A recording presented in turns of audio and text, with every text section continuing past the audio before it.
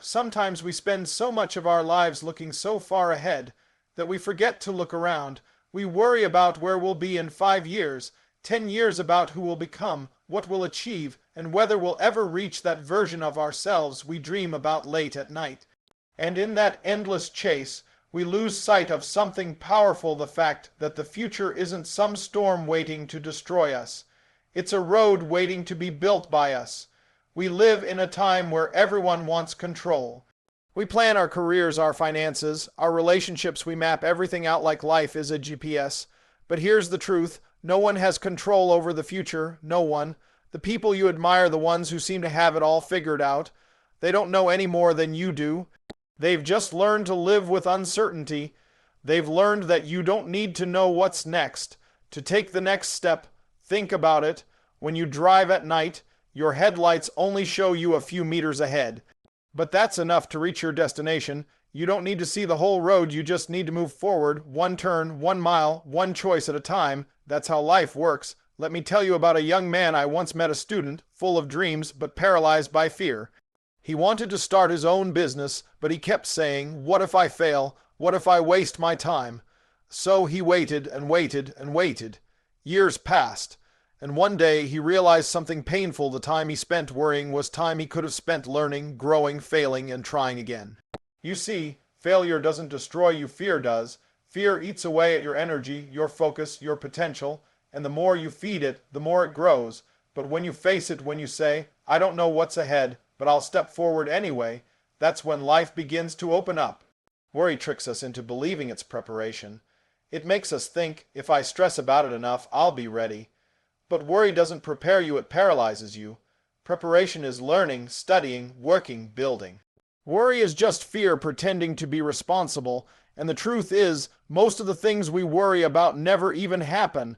How many nights have you spent imagining the worst, only to realize the next day that everything was fine?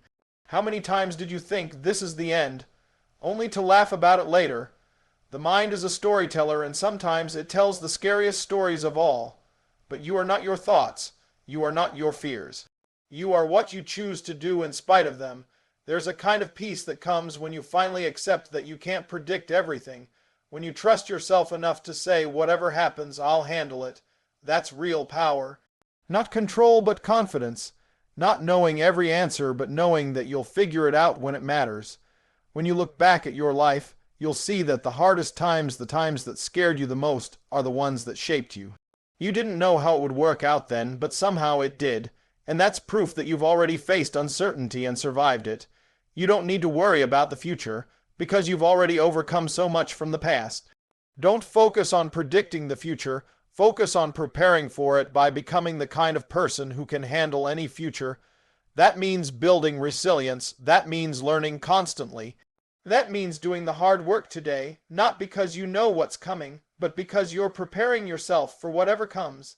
That's how warriors are made. Not by knowing what battles lie ahead, but by training every day physically, mentally, emotionally, so when the moment comes, they're ready. There's a saying I love: you can't drive a parked car. And yet, that's exactly what most of us try to do with our lives. We sit still, engine running, foot on the brake, staring at the road ahead, worried about the traffic, the turns, the fog. We never move because we're waiting for the perfect moment. But the perfect moment doesn't exist. The road clears only for those who start driving. Every successful person you've ever heard of, every story that inspired you, began with someone who didn't have it all figured out. They just started. They didn't wait for certainty. They created it through action, because action is the antidote to anxiety. When you move, when you do something, even something small, worry loses its grip. Let's talk about those 2 words that haunt so many dreams. What if? What if I fail? What if I look stupid? What if people don't believe in me? But there's another side to that question we rarely ask. What if it works? What if you succeed? What if you're stronger than you think? For every what if that holds you back, there's another waiting to set you free. It's just a matter of which one you choose to believe. Worry lives in the future. Regret lives in the past. But power, real power, lives in the present moment. This moment right here, this breath, this heartbeat, this is where your life is happening. And when you anchor yourself in now, you stop drowning in later. You start noticing things. You start feeling alive again. You start realizing that the world isn't as scary as your thoughts made it seem. You can't solve tomorrow's problems with tomorrow's strength. You solve them with what you build today. That's why the most powerful thing you can ever do is show up fully for today, because today is the seed. Tomorrow is just the harvest. People often ask, how do I stay motivated? The truth is you don't. No one stays motivated all the time. Motivation is a spark, not a fuel. If you wait for motivation to show up before you act, you'll be waiting a long time. What matters more is momentum. Momentum is built by showing up even when you don't feel like it, by taking that one step forward again and again. Because once you get moving, something magical happens. You stop asking, can I do this? And start thinking, I'm already doing this. That shift from hesitation to movement, that's where confidence is born. You don't have to change your life overnight. You just need one small win each day. Wake up early, read 10 pages, go for that walk. Make that call you've been avoiding. Each small win builds momentum. Each step forward whispers to your mind, see, you can handle this. And suddenly, the future doesn't look so intimidating, because you're not staring at the whole mountain anymore, you're just taking one steady step at a time. That's how you climb anything worth reaching. Here's a truth we don't like to hear. You can't move forward while holding on to everything behind you. If you're still clinging to the fear of yesterday, you'll never have the strength to embrace the promise of tomorrow. Let go of the version of yourself that was afraid to take risks. Let go of the people who only believe in your limitations. Let go of the idea that you need to have it all figured out before you start. Growth requires space, and space comes when you release what no longer serves you. When you do that, worry starts to fade because your focus shifts from what could go wrong to what could grow right. Let me tell you a simple truth. You don't need to make giant leaps. You just need to keep walking.